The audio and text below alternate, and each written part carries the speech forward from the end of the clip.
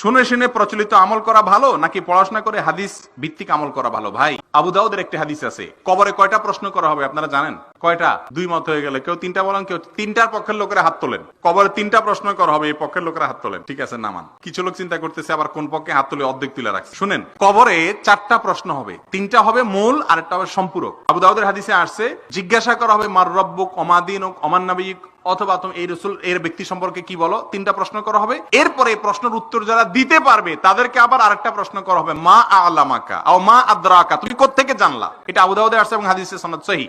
এর উত্তরে কিছু লোক বলবে, সামিআতুন নাসা ইয়াকুল, আমি শুনছি সবাই বলে, আমিও বলছি। এই কথা বলার সঙ্গে সঙ্গে ফেরেশতারা তার শাস্তি দেয়া শুরু করবে। উত্তর সঠিক দিছে, তারপরও মায়ের শুরু, কারণ সে মানুষের কাছ থেকে শুনে শুনে মুসলমান হয়েছে। আরেকজন বলবে, কারাআতু কিতাব আল্লাহ, আমি আল্লাহর কিতাব পড়েছি, সেখানে পেয়েছি। সবাই পড়ালেখা জানবে এমন জরুরি না, কিন্তু কোরআন এবং হাদিস ভিত্তিক নলেজ নেওয়ার চেষ্টা করেছে, ওই ব্যক্তিকে মুক্তি দেওয়া হবে।